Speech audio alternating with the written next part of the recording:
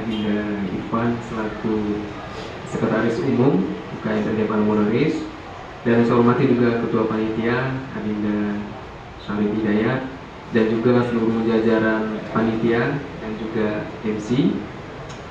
Dan yang saya banggakan Ketua OSIS dan seluruh pengurus jajarannya yang mungkin hari ini diwakili karena mungkin lagi ada kegiatan lain.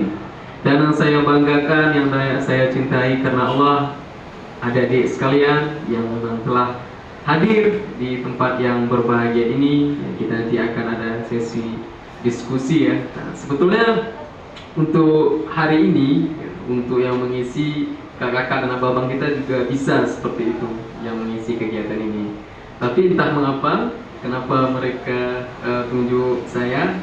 Seharusnya Bang Dwi Fahmi, Bang Sari, Bang Irfan atau kakak-kakak lainnya bisa mengisi kegiatan hari ini. Nah, tapi tidak apa-apa, insya Allah untuk nanti ya setelah saya menyampaikan sedikit sharing ya terkait dengan materi kita hari ini, ada yang ingin ditanyakan, silahkan. Kita nanti lebih banyaknya itu adalah sesi diskusi. Oke, baik, sebelumnya saya mau bertanya dulu, ini kelas berapa saja? Kelas 3? Satu orang kelas 3? Kelas 2? Atau ada yang kelas 1 lagi? Oke, ternyata kita ada lengkap, yaitu kelas 1 sampai dengan kelas 3. Oke, nah di sini ada yang di luar Aceh? Iya, yang belakang luar Aceh. Di mana? Padang. Oh, Padang. Di mana? Di mana? Orang. Asli. Oh, Jawa Timur, luar biasa, jauh ya. Yang di luar Banda Aceh? Di mana Aceh besar? Oh, Sigli. Oke. Habis itu semuanya dari Banda Aceh. Oke, baik. Saya izin berdiri ya. Oke, baik. Nah, seperti yang disampaikan oleh moderator tadi ya, atau MC telah memperkenalkan saya. Jadi untuk hari ini kita lebih ke sharing. Nah, tentang ini pasti teman-teman semua sudah pernah membaca atau sudah pernah dengar di YouTube atau dapat kajian ya.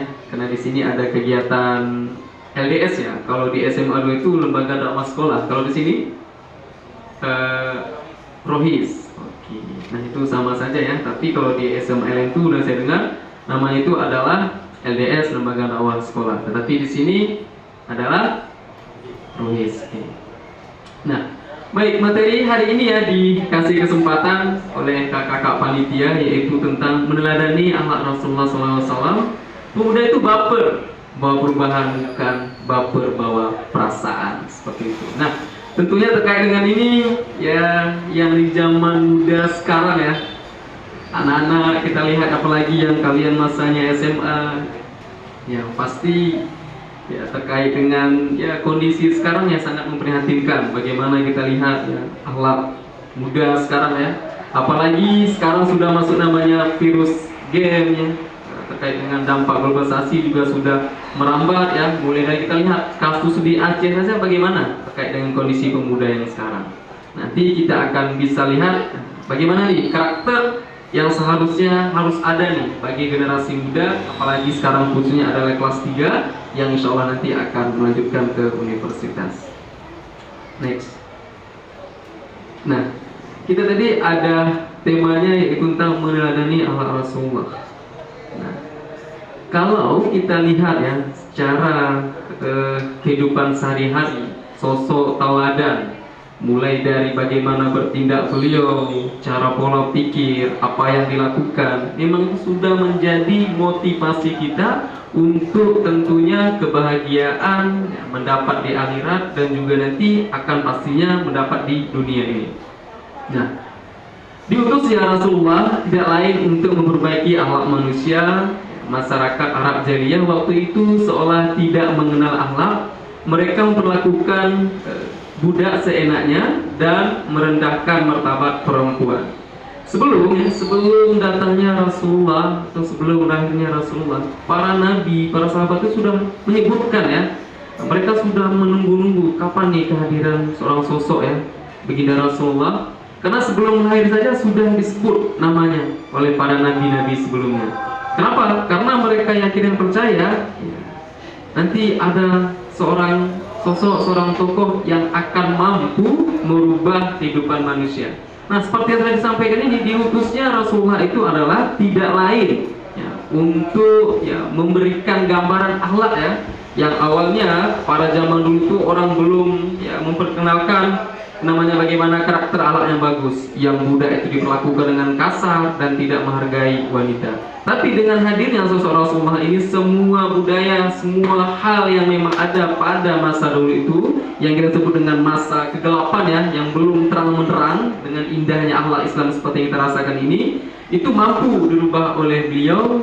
Karena kita lihat bagaimana kalau kita baca di buku Sirah Nabi itu banyak perjuangan-perjuangan yang telah beliau lakukan. Mulai dari beliau berjuang ya hijrah ya, kadang beliau dilempar, kemudian banyak ya kaum-kaum Quraisy itu tidak senang dengan beliau. Bahkan saudaranya sendiri pun ada yang tidak menyenangi dengan apa yang dibawa ajarnya. Tetapi begitulah sosok Rasulullah yang memang sangat sabar ya. Kita lihat walaupun dilempar dengan batu, dilempar dengan kotoran unta, tetapi beliau sangat sabar untuk menghadapi ujian itu. Nah, kemudian dalam Al-Quran disebutkan juga beliau sebagai sebuah teladan yang baik ya, pada diri Rasulullah untuk dicontoh semua umatnya. Nah, di sini ada hadis ya yang artinya sesungguhnya telah ada pada diri Rasulullah itu suri teladan yang baik bagimu, yaitu bagi orang yang mengharap rahmat Allah, kedatangan hari kiamat dan banyak menyebut Allah. Nah, jadi di dalam Al-Quran saja sudah dijelaskan kehadiran ya Nabi Muhammad ini akan menjadi kabar gembira yang tentunya akan menjadi dampak positif ya, akan memberikan hal terbaik bagi umat manusia. Kita lihat nanti bagaimana contoh atau hal yang bisa kita lihat nanti ya, bagaimana Rasulullah SAW mencontohkan bagaimana akhlak beliau semasa dulu masih berjuang di jalan dakwah. Dan bahkan apa yang memang telah disampaikan beliau dulu masih dalam artian masih kita anut sampai sekarang, walaupun beliau sudah tiada, tetapi perjuangannya apa yang telah dilakukan hingga sekarang masih kita ikuti. Nah, dari ayat yang telah kita baca di atas ya, ini merupakan dalil pokok yang paling besar yang menganjurkan tiap muslim agar meniru Rasulullah SAW dalam semua ucapan, perbuatan dan aspek kerjanya. Karena itulah Allah SWT memerintahkan kepada kaum mukmin agar meniru sikap Nabi SAW dalam perang Ahad, yaitu dalam hal kesabaran, keteguhan hati, dan perjuangannya serta tetap menanti jalan keluar dari Allah Subhanahu wa Ta'ala. Jadi apapun yang dilakukan kondisi pada saat zaman dulu ya, pada saat beliau berjuang, ya banyak rintangan, banyak hal yang didapatkan, ya, tetapi karena yang berkat kesabaran beliau, apapun yang menjadi masalahnya bisa terselesaikan.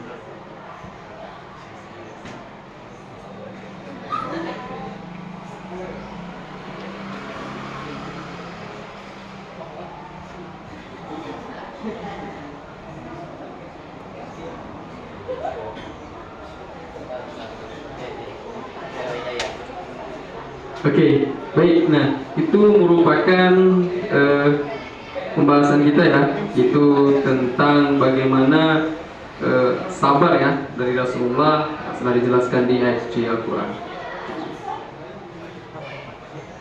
Nah, setelah kita melihat ya bagaimana tujuan Rasulullah itu ada di sini, tentunya tidak lain untuk berdakwah dalam artian menjadi suri teladan ya, yang bisa kita ambil contoh ya dalam kehidupan sehari-hari, yang bisa tentunya nanti menjadi motivasi kita bagaimana cara kita untuk berinteraksi dengan masyarakat, bagaimana kita nanti tentunya mulai dari aspek kehidupan nyata ya, juga nanti kita di akhir kelak akan dituntun oleh beliau.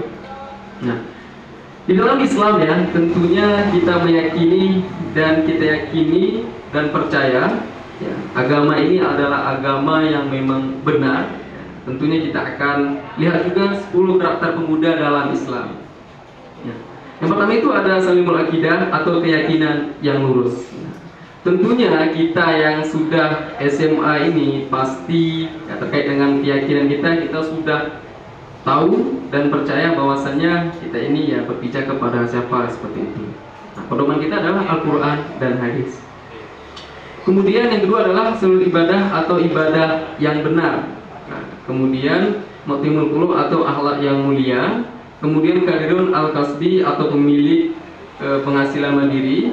Kemudian fisik yang kuat dan sehat. Kemudian jiwa yang terlalu bersemangat.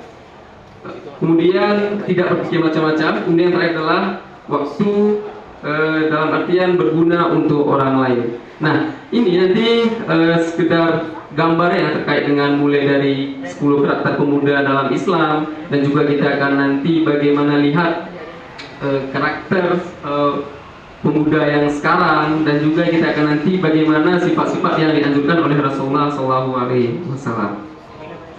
Nah, jadi sebelum kita ke ini ya, ke materi tentang nanti bagaimana akhlak Rasulullah, saya sedikit ingin cerita ya tentang bagaimana pengalaman saya ketika masih dulu SMA sama seperti kalian ini. Mungkin pengalaman ini sangat kalau bagi orang, saya ini dikatakan orang yang primitif ya, atau bisa dikatakan orang yang gaptek ya, tidak tahu alat teknologi. Nah, di tahun 2017 sebelum saya masuk kuliah ya, nah, jadi di sekolah kita itu yang bisa ikut kuliah atau dapat beasiswa itu adalah orang-orang yang dapat peringkat. Dalam artian ada yang peringkat 5 sampai dengan peringkat 1 itu dapat yang namanya undangan SNMPTN.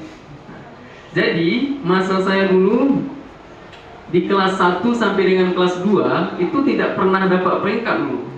Tidak pernah dapat peringkat ya. Dalam artian masih kita SMA ini kan yang dapat peringkat itu orang-orang yang rajin ya. Jadi kebetulan pada saat itu belum pernah dapat peringkat dan motivasi untuk kuliah sangat tinggi seperti itu. Nah, jadi penentu untuk beasiswa itu di kelas 2 semester 2 itu adalah menentukan apakah kita bisa jalur undangan atau tidak. Nah, kalau di sekolah ini gimana kira-kira? Ada seperti itu juga? Untuk daftar jalur kuliahnya?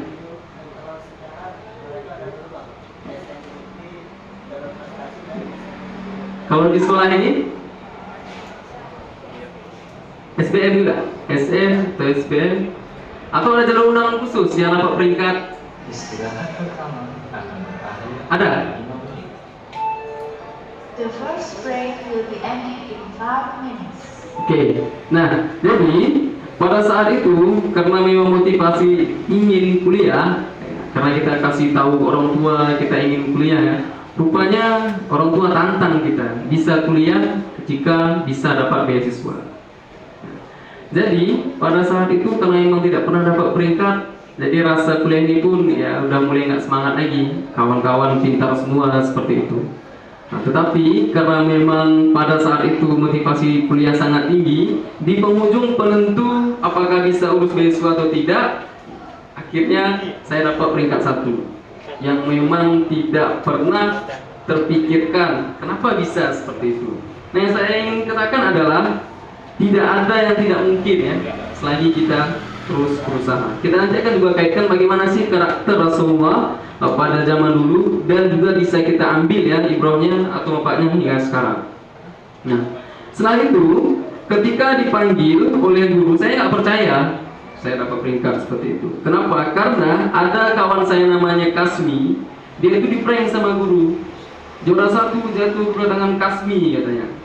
Rupanya pas maju ke depan, guru langsung bilang, maaf, namanya salah katanya. Jadi di hadapan guru-guru itu dia balik kanan, berderai air mata kan. Jadi karena saya memang nggak pernah dapat peringkat, tiba-tiba juara 1, saya sampai 4 kali dipanggil baru datang. Kenapa? Karena saya takut rupanya di-prank juga sama gurunya seperti itu.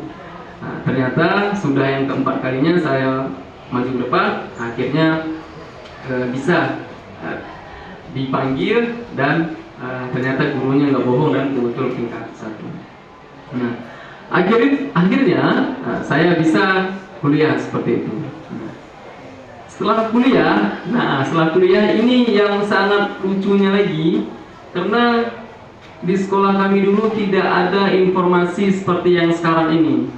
Nggak ada yang namanya orang datang ke sekolah sosialisasi bagaimana cara kuliah. Saya tidak tahu. Pas pertama sampai di Banda saya nggak ada WA seperti itu. Jadi kawan-kawan tanya kan, ada WA. Saya bingung, apa itu WA lagi? Karena kita gengsi kan, kita bilang besok aja lah gitu. Habis itu datang lagi kawan satu lagi, ada Instagram. Jenis Instagram apa lagi Instagram ini? Jadi ditanya lagi, di mana? Ada Instagram? Ada. Kalau kita bilang nggak ada, kita malu. Saya bilang besok aja lah. Rupanya setelah saya search di Google, oh rupanya Instagram ini WA ini. Jadi saya dulu memang gaptek ya, nggak tahu informasi terkait dengan harus ada WA, kemudian harus ada Instagram seperti itu. Nah, kemudian pas pertama sampai di Banda, nah ini yang sangat lucu lagi. Nanti saya akan kaitkan dengan materi kita. Pas ketika sampai di Banda, saya dulu nggak ada tempat tinggal. Ketika sampai di depan kampus USK itu, tarik koper, sampai supir mobil itu marah. Ini kalian mau kuliah, terus kok nggak ada tempat tinggal? Rupanya kawan kami yang kami hubungi itu pagi tidur, malam dia berkeliaran. Nah, jadi pas ditelepon nggak diangkat. Rupanya dia tertidur. Jadi kalau supir mobil udah marah, kami nggak ada tempat tinggal masa itu, tarik koper sana sini. Habis itu ditanya lah kami sama supir mobil itu, kalian asli mana? Baru disampaikan kami asli Suku Salam, diantarlah kami ke asrama Suku Salam.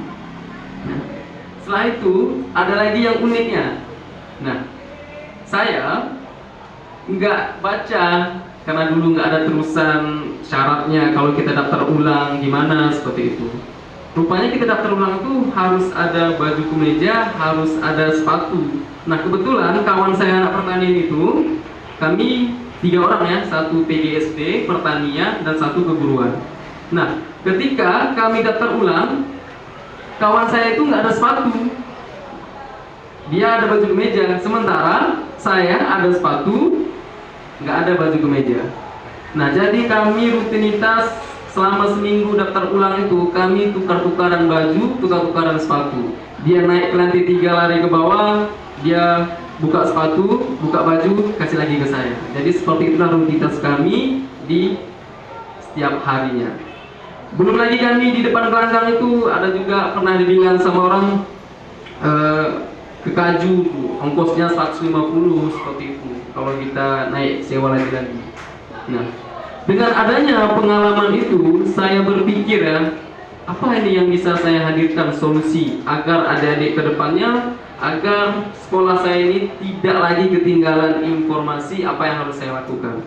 Nah, di tahun 2017 masuk, di akhir 2018 saya berinisiatif ya jadi ketua Unsia Kutusko, pergi ke sekolah-sekolah untuk memberikan informasi seputar kuliah kepada adik-adik kita yang memang mau kuliah. Kenapa? Agar pengalaman yang pahit yang kita alami ini tidak kita rasakan lagi. Nah, karena itulah saya menjadi ketua pelaksana Unsia Kutusko yang ada di Kota Suku Salam. Seluruh SMA yang ada di Suku Salam itu saya coba datangi, tapi kemarin saya utamakan di sekolah saya dan cuma dapat itu sekitar 8 sekolah. Jadi itulah kita sebagai generasi muda yang sekarang. Kita ya nggak baper kita dengan kondisi yang kita alami itu.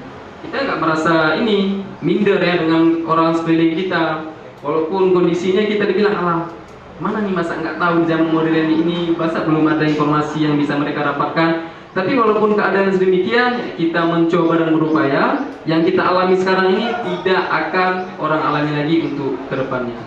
Jadi itu sebagai pembelajaran untuk dari sekalian. Ketika memang suatu hal yang bisa kita lakukan di lingkungan masyarakat ya, lakukanlah hal tersebut. Next week. Nah, beberapa akhlak Rasulullah yang bisa kita teladani. Nah, sebetulnya dalam kegiatan kita sehari-hari, ya, mulai dari dalam konteks kita mulai dari bangun ya sampai dengan kita tertidur, ada poin akhlak Rasulullah yang bisa kita teladani. Nah, yang pertama itu akhlak Nabi adalah Al-Quran. Akhlak Nabi ya, itu berada di dalam Al-Quran. Apa? Tentunya semua hal aktivitas yang dilakukan oleh beliau tidak lain tidak bukan adalah ya mengikuti ya segala anjuran yang ada di Al-Quran dan menjauhi segala larangan Allah Subhanahu wa taala. Nah, segala akhlak yang ada di dalam Al-Quran itu ada dituliskan mulai dari interaksi dengan masyarakat ya, juga dengan interaksi sosial dan tindakan apa yang dilakukan itu semua ada di dalam Al-Quran. Kemudian tidak pernah membentak. Nah, ini salah satu karakter Rasulullah yang memang kalau kita lihat di dalam sirah ini tuh kita baca bagaimana dia menegur para sahabat, bagaimana beliau menegur para kaum Quraisy yang memang bisa dikatakan masa jahiliyah itu sangat keras ya ceritanya dengan Rasulullah. Tapi beliau tidak pernah membentak. Kemudian tidak pernah memukul. Apapun yang dilakukan ya kaum Quraisy kepada beliau tidak pernah memukul itu. Kemudian tidak pernah mencela. Nah, kemudian tidak pernah membahas perbuatan buruk. Semua aktivitas yang dilakukan Rasulullah pasti kalau kita lihat ya, banyak rintangan yang beliau hadapkan. Mulai dari ya, pamannya yang tidak setuju dengan beliau berdakwah dan juga orang-orang sekitarnya. Nah, itu pasti banyak hal yang Rasulullah dapatkan, tetapi beliau tidak pernah membahas perbuatan buruk itu. Misalnya orang lempar dia di dalam batu. Nah, tentunya dalam keadaan sedemikian dan yang kita sekarang dicoki sama kawan aja mungkin kita sudah marah seperti itu. Tetapi Ahmad Rasulullah itu mencontohkan bagaimanapun penderitaan yang beliau dapatkan, beliau tidak pernah membalas perbuatan buruk itu. Nah, bila berjabat tangan seseorang, Rasulullah SAW tidak pernah melepaskan tangannya terlebih dahulu. Dalam artian konteksnya antara kita laki-laki ya yang salam, beliau itu tidak pernah melepaskan tangannya lebih dahulu.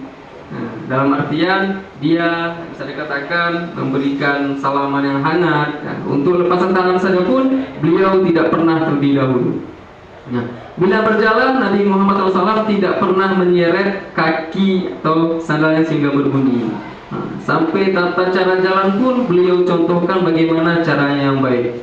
Kemudian bila berbicara dengan sahabat, Rasulullah SAW menanggapinya sepenuh hati hingga setiap orang merasa mendapatkan perlakuan yang khusus.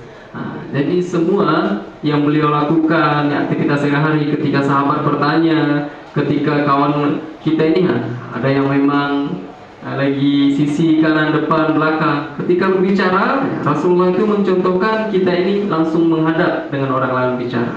Nah, jangan seakan-akan ya karena dia bukan orang penting, karena dia bukan ketua kelas ya, karena dia adalah adik kelas ya, kita merasa aduh ngapain. Tapi Rasulullah itu mencontohkan siapapun dia ketika kita berbicara dengan seseorang, Rasulullah itu mencontohkan kita harus menghadap atau menanggapinya dengan sepenuh hati ya, dalam artian tidak secara keterpaksaan. Nah, untuk selanjutnya, Rasulullah itu tidak bangkit terlebih dahulu bila sedang duduk bersama seseorang. Jadi ketika mengundang ya, ketika kita ada duduk ya, dalam kegiatan sehari-hari, nah beliau itu ketika mengundang sahabat untuk duduk tidak pernah meninggalkan orang itu dulu.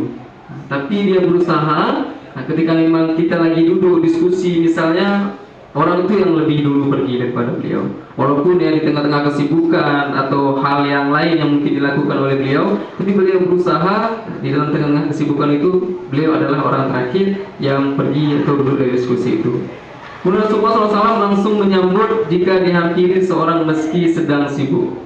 Nah, jadi Rasulullah juga mencontohkan ya, kita di dalam kehidupan sehari-hari ya kita sibuk buat tugas, ya mungkin sekarang sibuk untuk persiapan ujian. Tetapi ketika memang ada seseorang yang menghampiri kita, mau dia adik kita di rumah atau kawan, sahabat, ketika mereka datang, ya kita harus menyambutnya atau dengan menghampirinya, meskipun kita lagi sedang sibuk. Kemudian Rasulullah SAW langsung membalikkan tubuhnya ketika dipanggil seseorang. Nah, kita kan kalau dalam kehidupan sehari-hari ya kita lihat pasti aktivitas kita sangat padat. Bahkan kan sekarang kita lagi sibuk main HP ya. Ketika ada orang panggil ya, kita terkadang nggak menolehkan, cuma sudah kita jawab aja. Tapi Rasulullah menunjukkan itu ketika memang ya, lagi kita dipanggil oleh seseorang, kita langsung menghadap seseorang itu. Kemudian Rasulullah sangat cerdas dalam memutuskan sebuah perkara. Dalam artian sebuah permasalahan yang ada di lingkungan OSIS, mungkin di kelas ada perdebatan. Jadi kalau zaman dulu itu Rasulullah sangat cerdas dalam memutuskan sebuah perkara. Apapun masalahnya, apapun kesulitannya, beliau bisa menyelesaikan. Kemudian Rasulullah sangat bertanggung jawab kepada tugas dan kepercayaan dari segala aspek kehidupan, baik politik, ekonomi ataupun agama di dalam Islam. Jadi semua, mulai dari sistem ekonomi, beliau juga mencontohkan kepada kita aspek kehidupan seperti kehidupan nyata seperti politik, ya, agama, semua dicontohkan oleh Allah Subhanahu Wa Taala seperti yang ayat tadi. Adanya beliau diutus ini adalah untuk menyempurnakan akhlak. Jadi semua hal dari segi kehidupan, ketika memang kita ingin mendapatkan kebahagiaan dunia dan akhirat, pastinya kita akan berusaha untuk mencontoh bagaimana kepribadian beliau. Nah, itu sekilas ya, sedikit tentang materi bagaimana karakter yang mulai dari karakteristik akhlak agama Islam yang dianjurkan. Juga tadi ada beberapa contoh akhlak Rasulullah SAW. Nah, jadi itu cuma sedikit ya akhlak Rasulullah yang telah kita bahas. Nah, tentunya kalau memang kita search ya di dalam Google atau di buku itu banyak yang kita dapatkan di kondisi yang sekarang yang seharusnya ya pemuda itu bukan seperti itu, tetapi karena mungkin memang belum tahu, makanya itu yang telah terjadi. Nah, ini gambaran pemuda yang sekarang. Kira-kira yang di dalam ini masuk di mana kira-kira? Semuanya. Semuanya? Ada yang geng motor juga sini? Nah. Atau ada yang cabut juga? Ada. Ada yang cabut, geng motor, tawuran. Habis itu ada yang al-hisab nih. Ada. Al-hisab. Al-hisab neraka. Tahu al-hisab apa tuh? Rokok ya. Ada al-hisab. Kemudian ada yang main HP ya atau nge-game. Nah, Semuanya. atau di sini ada yang suka ngopi juga. Nah. Ada yang suka ngopi juga. Kalau saya salah satu ngopi itu, hobi saya itu adalah ngopi. Dalam artian bukan ngopi-ngopi biasa. Saya itu ngopi dalam artian ngobrol inspirasi itu. Ya, kita ngopi, ada kegiatan, kita selesaikan masalah yang ada seperti itu.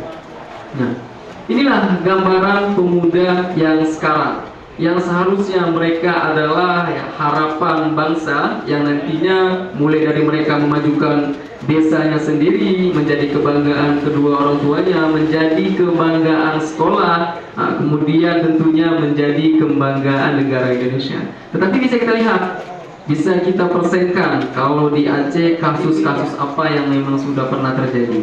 Nah, bisa dilihat. Mulai dari yang kesini itu adalah cabut sekolah. Mudah-mudahan yang di sini solehah ya, soleh, yang nggak pernah yang namanya kenal cabut ya. Kemudian yang satu ini geng motor ya. Nah, kayaknya di sini semua orangnya soleh-soleh semua nih, yang ya nggak pernah ngebut ya, santai dari jalan kan. Kemudian yang paling besar ini adalah orang tawuran. Di sini ada yang pernah tawuran? Pernah. Pernah? Gimana? Beli. Ya. Pernah juga ada siswa ikut demo dulu masa kenaikan BBM, itu anak STM. Jadi kami adakan demo, ketika mereka datang nggak tahu masalah apa-apa langsung dilempar. Nah, sampai hampir kami ditangkap sama polisi gara-gara mereka. Nah, jadi kalau memang seandainya hal ini ya terkait dengan tawuran ini, kalau bisa di sekolah ini jangan pernah terjadi. Kemudian yang terakhir ini ada ngerokok. Nah, kayaknya di sini nggak ada yang ngerokok nih. Nggak ada yang ngerokok di sini kan? Ya, karena semua wajahnya cerah kan, sangat cerah semua gitu. Nah, karena ya kalau ngerokok nggak ada fungsi tuh, apa tuh nggak ngerokok nggak keren katanya, alah tuh omongan yang nggak jelas tuh. Kemudian ada main HP. Nah, jadi adanya globalisasi yang kita lihat sekarang itu bisa membawa dampak yang positif dan juga ada bisa membawa dampak negatif. Nah, tergantung kitanya yang sekarang yang kondisinya. Kalau kalian nih tentunya ada yang punya HP Android ya, yang udah mulai dari kelas 1 mungkin sampai dengan kelas 2. Kalau kita manfaatkan ini ke dalam hal yang baik, tentunya hal positif yang kita dapatkan. Tetapi kalau kita bawa ke hal yang buruk, tentunya kebalikannya itu ke hal yang negatif. Next. Seharusnya di dalam kondisi pemuda yang sekarang, apa sih yang harus dilakukan oleh pemuda? Nah, seperti kalian ini. Yang pertama, punya perencanaan yang baik. Setelah kita yang namanya selesai SMA ini, kita mau kemana seperti itu? Ada yang bisa sampaikan? Setelah mau SMA ini perencanaan apa kira-kira yang mau dibuat? Coba, siapa yang bisa kira-kira?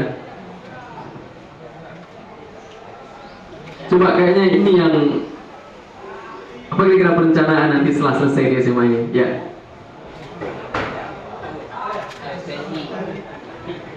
Boleh.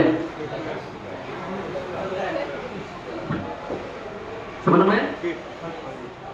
Faris katanya setelah selesai SMA mau masuk pesantren katanya. Masya Allah, luar biasa. Kayaknya calon hafiz nih ya. Yang perempuannya? Coba siapa? Masuk TNI. Oke, yang ini yang tutup ini. Oke. Kira-kira apa nih setelah selesai SMA, perencanaan apa yang mau dilakukan? TNI. Coba masuk kedinasan. Oke, luar biasa. Nah, tentunya di dalam perencanaan yang akan dilakukan ke depannya, seperti yang memang sudah dicontohkan oleh Rasulullah tadi, tentunya kita harus bekerja keras. Nah, kalau di dalam lagu Bang Haji Roma Irama, tidak terlepas dari yang namanya perjuangan dan doa. Selagi kita berjuang belajar, ya, mungkin belajarnya dari pagi, kemudian malam juga ada ngulang lagi, tetapi kok nggak pernah dapat nilai terbaik. Pertanyaannya, apakah sesuai nggak antara usaha dan doa kita? Jika usaha kita sudah banyak, bagaimana terkait dengan doa kita? Nah, tentunya kita yang laki-laki sholat tepat waktu, kemudian ada ngaji tilawah juga. Itu juga yang perempuan, sholatnya itu tepat waktu. Tapi kalau yang laki-laki sholat tepat waktu secara jamaah di masjid, kalau perempuan ya boleh sholat di mana asal tepat waktu. Nah, kalau memang saat ini kita sudah berusaha dalam perencanaan kita dan masih belum berhasil juga, perlu kita pertanyakan lagi bagaimana terkait dengan doa-doa kita. Nah, kemudian semangat pantang menyerah. Nah, jadi ada salah satu cerita yang saya baca di buku Jalan Cinta Para Pejuang di judul. Nah, di situ diceritakan ada seseorang siswa anak kelas 1 SD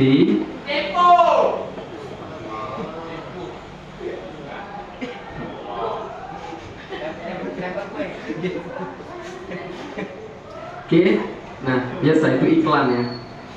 Ada iklannya juga gitu rupanya. Nah, kita lanjut. Nah, ada seseorang anak SD, ya sama lah seperti kita sekolah ya. Yang anak SD tentunya kalau emang masih usia kecil, mereka itu ya melihat keadaan di sekitar ini menjadi pembelajaran bagi mereka. Nah, pada saat itu seorang guru menginstruksikan untuk seluruh siswa untuk menggambar. Nah, gambarnya itu bebas, mau dia pemandangan atau memang gunung atau pohon, hewan, serahlah mau gambar apa seperti itu. Nah, jadi jumlah siswa itu ada sekitar 30-an. Nah, semua sudah sibuk menggambar, ada yang menggambar hewan, menggambar pohon, pemandangan, rumah dan lain sebagainya. Jadi pada saat itu ada seseorang siswa laki-laki yang jauh berbeda dengan kawan-kawannya. Yang lain sudah mulai selesai menggambar pemandangan atau rumah atau gambar yang lain, tetapi dia seorang anak ini hanya saja menggambar di kertasnya itu cuman coretan yang hitam. Jadi 10 coretan hitam sudah penuh semua. Tambah lagi 15, tambah lagi sampai 100 coretan, tambah lagi 200 coretan, tambah lagi 300 coretan juga tambah sampai dengan 600 coretan pun masih dalam bentuk hitam, tidak ada bentuk. Jadi guru bertanya, "Kenapa kamu buat ini?" Dia hanya diam dan tertawa. Sampai kawan-kawan dibilang, "Aduh, dia ini nggak tahu menggambar." Sampai lagi, "Oh, dia nggak tahu apa-apa ini." Kemudian langsung ke rumah, sampai orang tuanya pun bingung. Sudah sampai 600 kertas, minta tambah lagi 100 lagi. Habis itu minta lagi 100 lagi, sampai 1000 kertas yang dicoret-coretan hitam semua. Sampai orang tua ini memikir anaknya ini ada gangguan jiwa atau ada jin yang merasuki. Kenapa nih kok anak saya cuma menggambar aja? Nah, sampai karena memang orang tuanya ya katakan kalangan elit ya, dipanggillah psikolog. Sampai psikolog itu pun bingung. Sampai ditegur tetap juga menggambar, hanya tersenyum dan tertawa saja ya. Jadi sudah sampai 1000 lembaran kertas yang dicoret hitam semua.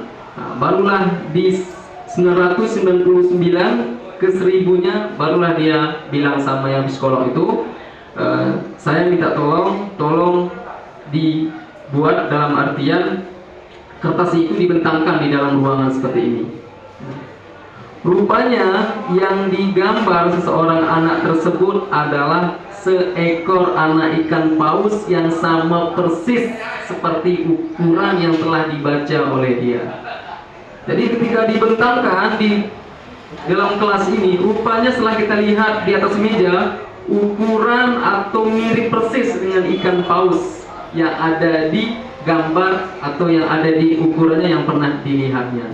Jadi seperti itulah kita yang sekarang sedang berjuang. Nah, setelah itu anak-anak itu dibanggakan menjadi anak yang berprestasi di sekolah. Kemudian dia jadi anak yang katakan menjadi motivasi kawan-kawannya. Itu juga kita yang di SMA ini. Mungkin sekarang kita lagi berjuang. Ada yang bilang kita apa tuh sok-sok belajar dia. Apa tuh alah sok-sok kali dia. Kan gitu kan kayak. Tapi ketika kita sudah berhasil baru oh dia sahabat aku dulu itu. Ya, kami kawan dekat dulu itu. Dulu pernah nih kami satu asrama, dulu kami kawan ngopi tuh, sering kami bermain bola. Kenapa? Ketika kita sudah sukses. Begitu juga dalam kehidupan yang sekarang, orang akan anggap kita itu ada ketika memang kita sudah menjadi orang yang berada. Tetapi ketika kita tidak ada, siapa lu, siapa gue. Jangankan ya kita lagi berenang ya, kita diangkat, kita akan ditenggelamkan. Makanya Rasulullah SAW tadi mengajarkan kepada kita, kondisi apapun yang sekarang kita hadapi adalah apalagi generasi muda penerus bangsa, kita akan siap untuk kedepannya. Apapun yang menjadi situasi dan kondisinya, setiap masalah ada solusinya, setiap kesulitan pasti ada kemudahannya. Jadi ya, jalani aja, jangan dibawa beban. Dan juga yang kalian ini, ya, kalau bisa, saya selalu sampaikan ya, karena saya ada ngajar juga di MOSA, Modal Bangsa, dan juga ada di SMA 2. Saya tekankan kepada mereka, nggak usah pacaran dulu. Nggak usah pacaran dulu. Apa tuh pacaran ya? Jadi nggak usah dulu pacaran. Kalau memang nanti seandainya sudah selesai ya amanah orang tua, setelah selesai sekolah SMA, kemudian kuliah, ya silakan kalau udah mampu. Ini belum selesai apa-apa, udah coba arah ke sana. Kenapa? Kita sayang dengan orang tua kita. Yang mereka mungkin sekarang ada yang di bawah terik matahari, ada yang pulang sore berangkat pagi. Ya, mereka nggak pernah mempertanyakan berapa jajanmu hari ini, saya rugi nggak? Tapi beliau hanya saja menginginkan anaknya sukses, tergantung lagi kepada kita. Ketika memang kita sudah mendapatkan amanah dari orang tua sekolah di sini, ya selesaikanlah dengan baik. Oke, itu adalah semangat pantang menyerah. Kemudian utamakan aksi daripada beradu ini. Kita kan, yuk kita buat kegiatan OSIS nih. Ada yang tipikalnya kita buat ini, buat itu, buat itu. Rupanya dia nggak mau gerak. sebagai karakter muda sekarang lebih banyaklah bergerak daripada berpendapat. Ini ngomongan yang banyak kan, sampai ya yang ngangkat ininya cuma satu orang, yang dengerin cuma satu orang, padahal untuk kepentingan bersama. Seharusnya pemuda itu yang sekarang adalah kita utamakan aksi daripada beropini. Kemudian buang sifat malas. Nah, tentunya ini ya apapun yang menjadi kondisi kita, ya, bisa dikatakan malas itu harus kita jauhi seperti itu. Kemudian berjiwa sosial tinggi. Nah, berjiwa sosial tinggi ini banyak ya. Ada bencana musibah kebakaran, seperti di kita lihat ya, di daerah kita ada yang kebanjiran. Jadi kita di sekolah ini bisa juga tingkatkan jiwa sosial kita. Kita bisa galang dana. Kita nggak mampu bisa galang dana ke jalan, kita bisa ini di sekolah-sekolah ini kita masuk kelas, ya, kita minta sumbangan ke kawan-kawan. Intinya kreativitas kita untuk berjiwa sosial itu tidak tidak kendor ya. Walaupun kondisi kita masih sebagai siswa belum bisa bertindak luas, tapi apa yang bisa kita bantu ya kita bantu seperti itu. Kemudian memiliki kegemaran membaca. Di sini ada yang suka membaca. Siapa namanya? Masya. Asa sering baca buku apa kira-kira? Nggak ada. Tapi rajin bro, nggak ada. Oh, novel. Novel apa kira-kira? Yang perempuannya ada suka baca? Baca buku apa kira-kira?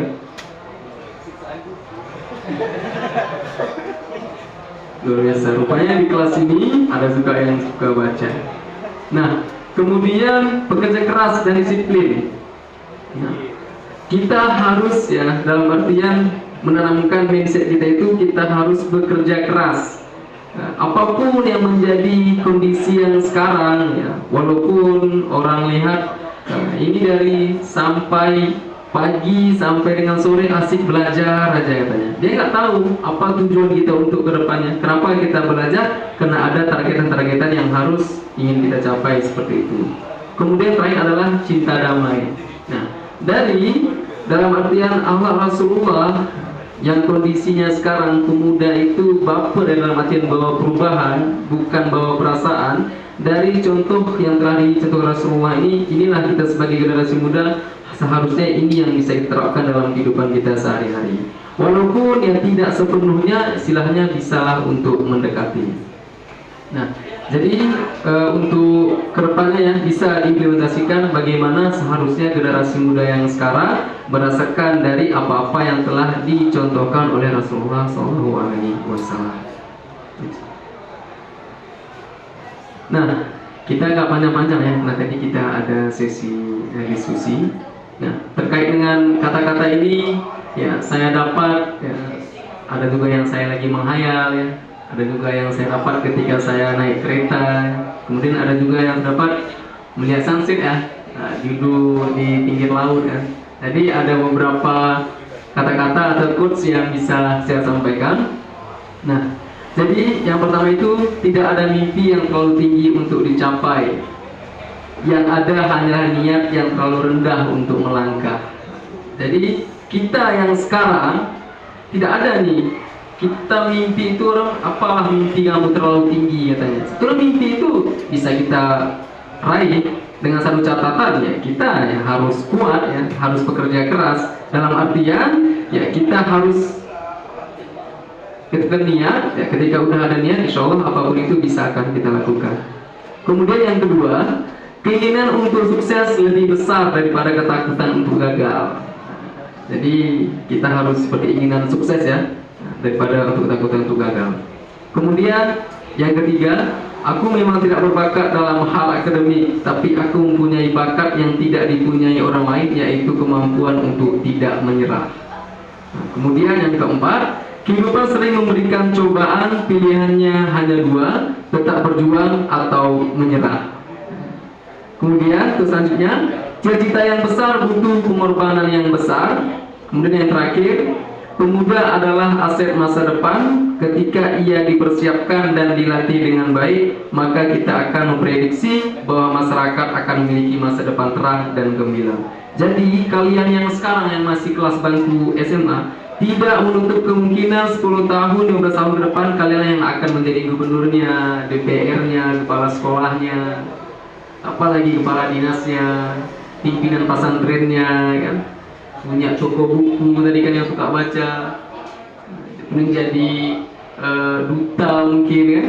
Nah, tentunya itu adalah suatu hal yang akan bisa kita capai ketika kita selalu berusaha, dalam artian apapun yang memang tindakan yang kita lakukan adalah tidak lain dan tidak bukan kita adalah mengikuti tuntunan Rasulullah SAW sesuai pedoman kita Al-Quran dan Hadis. Ketika memang kita ingin mendapatkan kebahagiaan dunia dan akhirat, maka kita harus mengikuti contoh kepribadian Rasulullah SAW. Nah, kemudian terakhir ya, sebagai pesan saya ada disampaikan juga di hadis Rasulullah.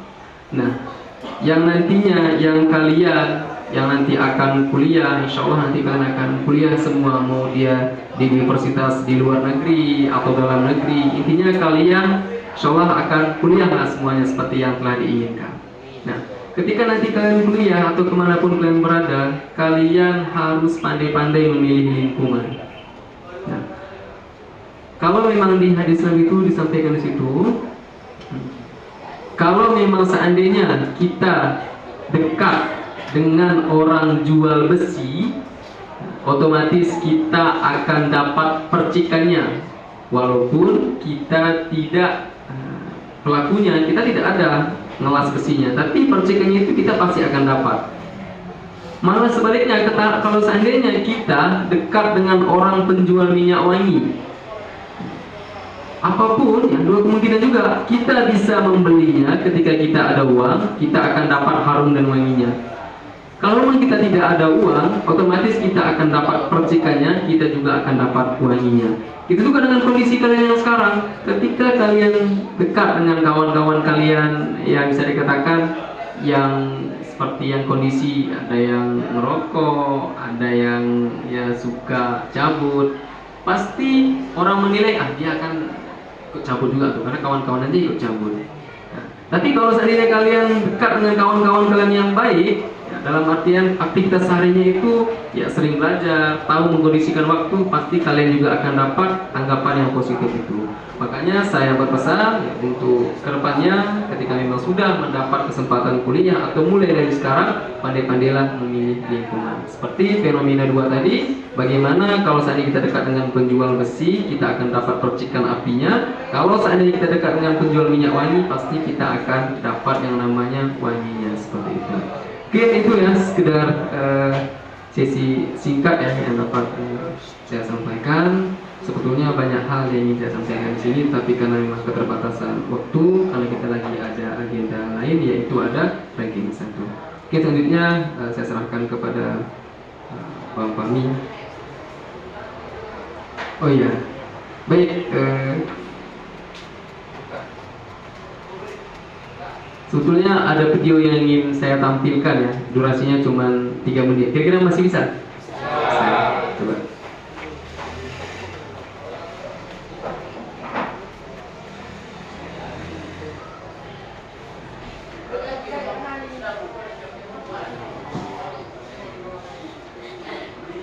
Nah, sedikit ya sebelum diputar video ini, lagi dipersiapkan oleh Bang Fahmi. Untuk video ini video motivasi ya, bagaimana seorang pemuda yang berakhlak ya, ketika memang bagaimana akhlaknya dengan sesama, kemudian bagaimana akhlaknya dengan lingkungan sekitarnya ya. Nanti kita akan lihat berdasarkan video ini.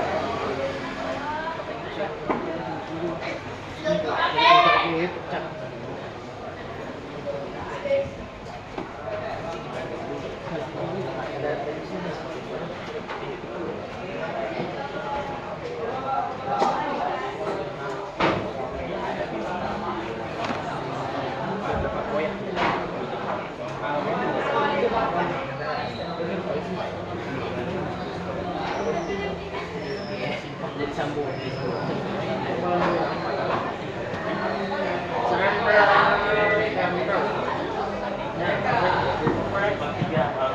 Jika bisa dilihat ya videonya, ini videonya durasinya singkat ya, nggak terlalu lama.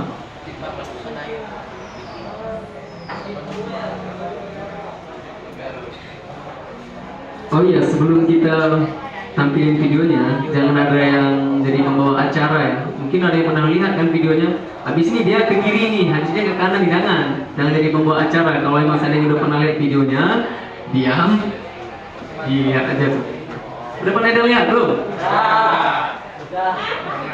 Jadi kalau udah nggak seru lagi ya. Tapi nggak apa, ini yang sudah pernah lihat ya jangan jadi pembawa acara. Yang belum lihat dan yang udah pernah lihat, kita akan perhatikan apa yang bisa kita ambil pembelajaran dari video ini ya, berdasarkan contoh akhlak ya, nanti akan bisa boleh disampaikan dari satu orang. Ada suaranya.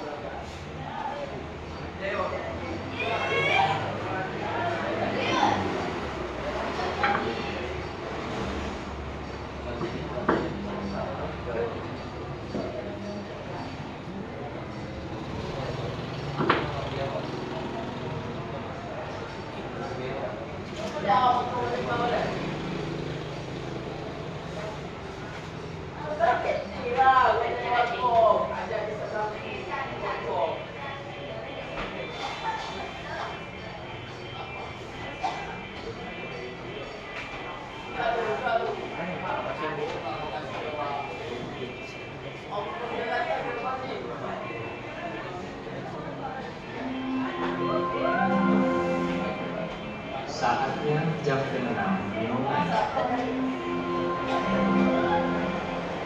It's time to begin the sixth lesson.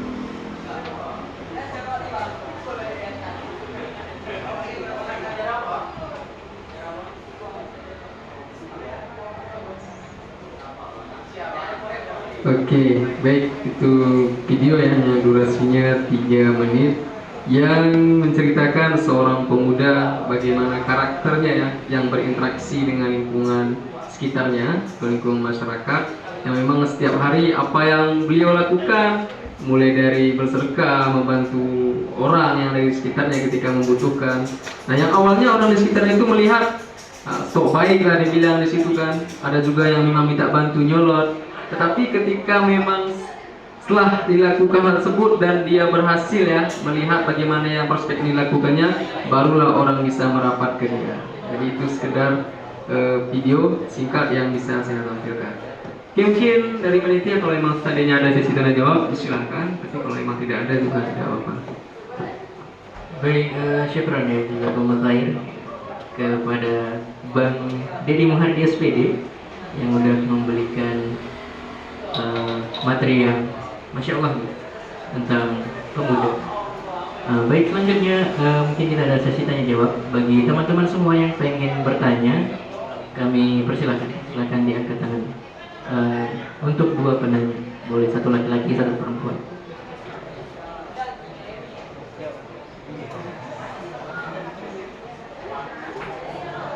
Ya, yang ujung sana. Silakan yang ingin bertanya.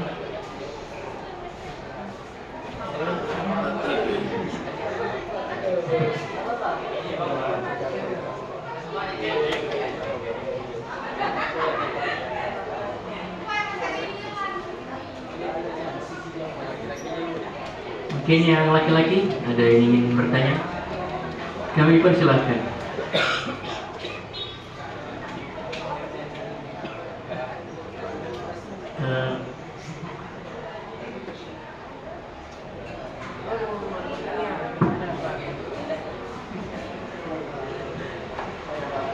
Kalau ada yang tanya kan selagi tanyakan, jangan sampai nanti sampai rumah teringat-ingat lagi rebahan.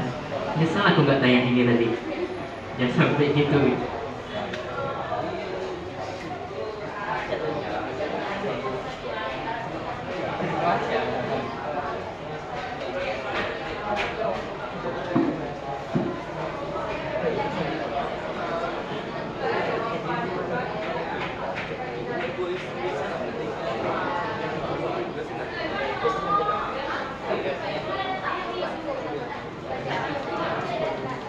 Ada yang bertanya? Ya.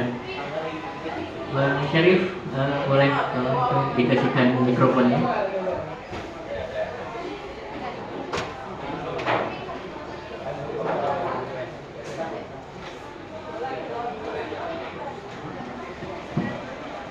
Ya, boleh disebutkan namanya, dari kelas berapa? Assalamualaikum warahmatullahi wabarakatuh. Waalaikumsalam warahmatullahi wabarakatuh. Saya Naila Afrida dari kelas 10 IPA 7. Saya ingin bertanya, tapi sebelumnya saya bertanya di luar materi. Saya bertanya apakah Al-Mudaris ini apa itu Al-Mudaris? Tentang maksudnya organisasi programnya apa-apa aja. Mungkin kalau kami masuk kuliah mungkin kami bisa ikut Al-Mudaris. Dan apakah Al-Mudaris itu cuman pergi-pergi ke sekolah gitu atau ada ke tempat lain selain di sekolah? Terima kasih. Wassalamualaikum warahmatullahi wabarakatuh. Waalaikumsalam warahmatullahi wabarakatuh. Ini tepuk tangan dulu ya. Oke, yang laki-laki dipersilakan. Jangan mau kalah ya sama yang perempuan, yang laki-laki. Soalnya sepertinya lebih banyak laki-laki di sini. Ya, boleh silakan. Sebutkan nama dan kelasnya.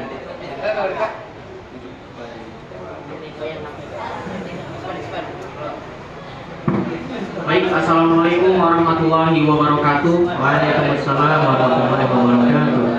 Perkenalkan, saya Rifat Pratama Afrianto dari kelas 10 IPAS 2. Ingin menanyakan soal pemuda zaman kini yang ikut serta dalam tren pacaran di masa kini. Bagaimana pandangan Islam kita sebagai pemuda untuk mengingatkan kalau teman kita tuh terjebak dalam kegiatan perzinahan? Terima kasih. Masih sekali pertanyaannya tentang pacaran. Baik, mungkin bisa langsung dijawab oleh pembantu kita, Bang Dedi. Kami persilakan.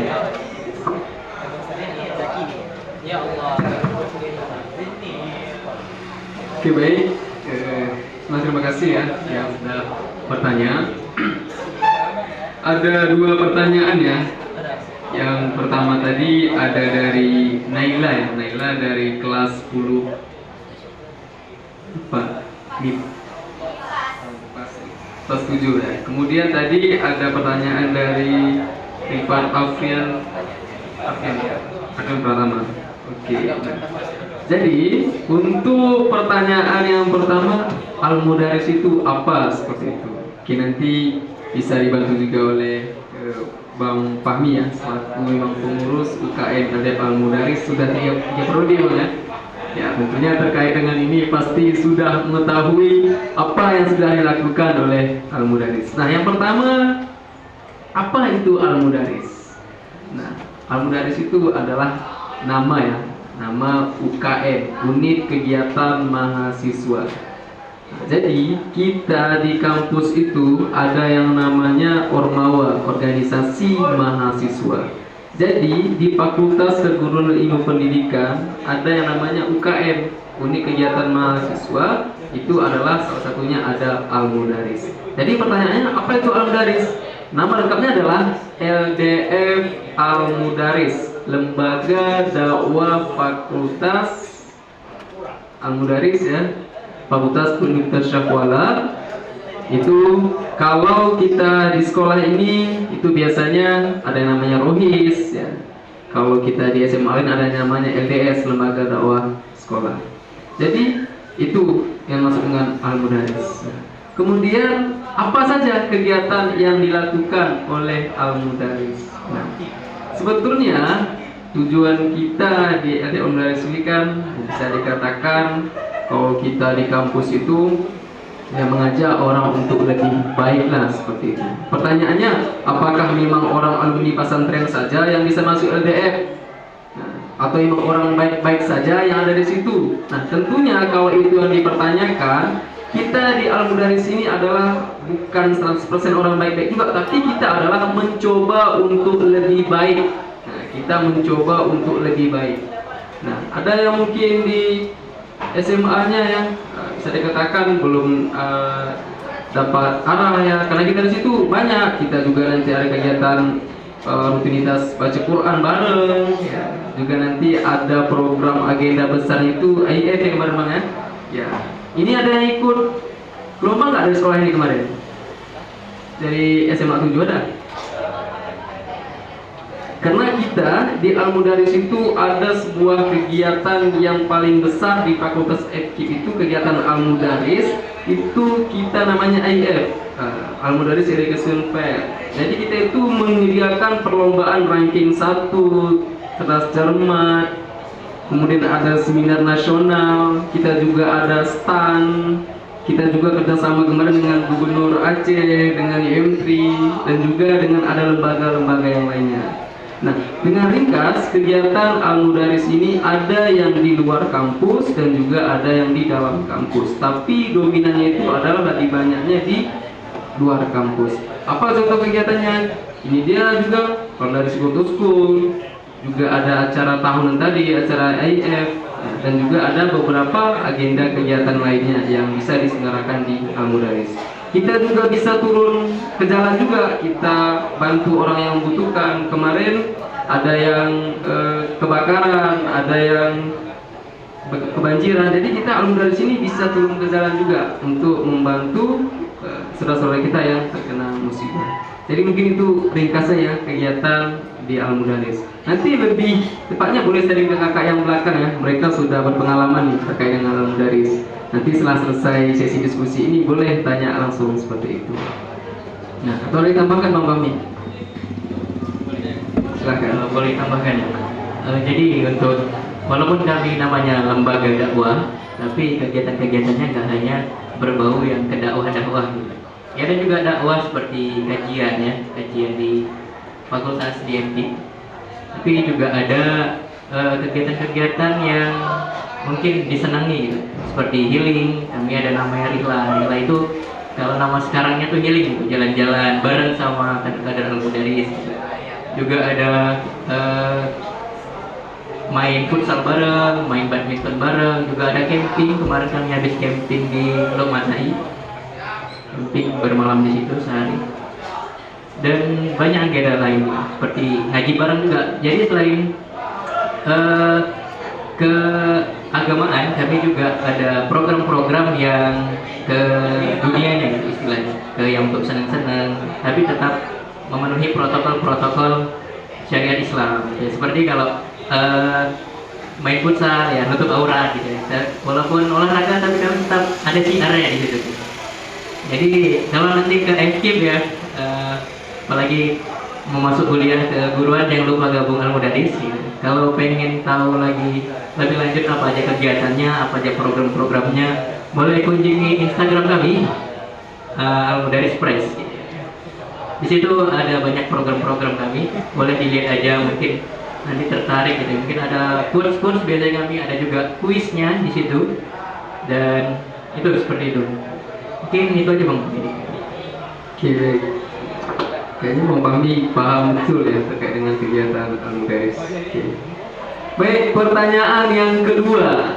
Nah, ini merupakan pertanyaan yang memang sering ditanyakan ketika kita masih di jenjang SMA. Tentunya virus-virus merah jambu itu sudah sampai kepada kita. Nah, kenapa? Karena kita yang memang manusia yang normal, yang asal suka sama lawan jenis, jangan suka yang namanya sesama jenis. Nah, ini yang paling bahaya ini.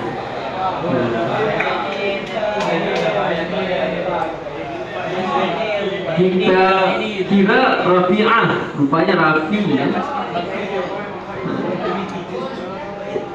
Jadi jangan sampai kayak gitu.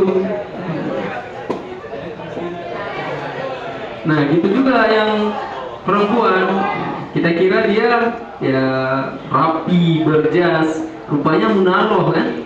Nah, jadi jangan sampai ya itu terjadi di kitanya. Nah, apakah itu ada? Tentunya ada. Kalau memang kita telusuri lagi, di Aceh ini ada seperti itu. Banyak kasus-kasus penangkapan yang telah kita lihat. Nah, dengan kita yang sadar akan hal itu, kita jangan dulu lebih merujuk jauh ke diri orang, tetapi kita dulu nih bagaimana seperti itu. Nah, terkait dengan pertanyaan tadi, bagaimana caranya memotivasi kawan-kawan kita yang sekarang yang sudah pacaran? Nah, bagaimana cara untuk mengingatkannya agar dia ya tidak tersinggung lah. Nah, jangan sampai nanti dibilang gini, kamu besok kosong Jumat, baca khutbah Jumat lah di tempat kami katanya. Karena kita udah sering ingatkan ya, sering ceramah ke dia seperti itu. Nah, tapi usahakanlah kita dalam seni penyampaian untuk mengingatkan kawan kita itu kalau bisa menyentuh hati tanpa menyinggung kepribadian dia. Nah, jangan nanti kita bilang, kamu pacarnya? Ya. Kamu nggak Islam lah? Jangan. Kamu pacarannya? Ya, berarti kamu belum pernah dapat ini nih, belum pernah syahadat. Jangan kayak gitu. Jadi dia ngerasa apa nih si kawan nih? Kok ngerasa dia yang paling hebat? Kok dia sering yang ngisi ceramah kayak gitu. Nah, jadi kalau trik untuk mengingatkan kawan, nah kalau saya ada dua dia. Ada yang secara bercanda, ada yang secara serius yang kena ke hati dia. Yang pertama, kalau kita bawa secara bercanda, nah selesaikan dulu amanah orang tua. Bagi yang laki-laki, nanti baru cari aminah. Kalau udah selesai amanah orang tua. Bagi perempuan juga sama, selesaikan dulu amanah orang tua, nanti baru tunggu Abdullah. Ini belum selesai amanah orang tua, udah cari aminah, udah coba-coba cari Abdullah. Jadi ujungnya buyar kan? Nah, jadi jangan sampai itu terjadi ke kita. Itu adalah jawaban yang secara bercanda seperti itu. Nah, kemudian jawaban yang kedua, ini saya rasa ini tidak akan buat dia marah dan dia akan termotivasi agar dia menjauhi hal tersebut. Nah, yang pertama, orang yang pacaran itu nggak usah inilah. Kami kan pacaran kan syar'i katanya. Kami syar'i ini ya. Nah, kami nggak ada apa-apa gitu. Mana ada yang namanya pacaran syar'i? Pasti ya, terjadi hal yang tidak kita inginkan seperti itu. Nah, jadi agar kawan kita itu jauh dari sana, yang pertama tentunya kita mengingatkan dia dulu. Kita ingatkan secara baik-baik. Bagaimana cara untuk mengingatkannya? Nah, bilang aja ini. Yang pertama, kamu sayang nggak dengan adikmu? Kamu sayang nggak dengan kakakmu? Oh, saya nggak ada adik, saya nggak ada kakak, saya anak tunggal. Oke. Kamu sayang nggak dengan saudara ayahmu? Kamu sayang nggak dengan anak perempuanmu nanti? Nah, barulah dia terdiam. Nah, kalau memang seandainya kamu sayang dengan kakak dan adikmu, maka jangan pacaran. Logikanya gini, adik kita dibawa orang jalan-jalan gitu. Nah, kita selaku abang yang mempunyai tanggung jawab, kita mau melarang dia. Langsung adik kita bilang, kamu aja pacaran bang, ngapain larang saya, katanya. Tapi kalau memang seandainya kita nggak pacaran, kakak adik kita bisa kita larang. Nah, tapi kalau kita langsung bilang, kita buat ceramah assalamualaikum, nanti pasti dia kan marah kepada kita. Tetapi kalau kita mengingatkannya secara seperti itu akan menjadi renungan kepada dia. Jika engkau sayang dengan adikmu, jika engkau sayang dengan kakakmu, maka jauhilah pacaran. Kenapa? Karena di pacaran itu kalau sudah terjadi nanti hal apa, ya nggak ada lagi yang bisa kita lakukan lagi. Mungkin seperti itu jawaban dari saya. Mungkin udah selesai nih ya. Oke. Mungkin untuk hari ini saya ucapkan terima kasih atas partisipasinya, dan juga terima kasih kepada panitia yang telah memfasilitasi saya untuk bisa berdiskusi. Ini bukan lebih ke materi ya, tapi dalam materi diskusi. Mungkin di lain waktu kita bisa bertemu lagi. Saya akhiri, mungkin dari mulai sampai dengan akhir ada salah ungkapan kata, mohon kiranya diberi kemaafan.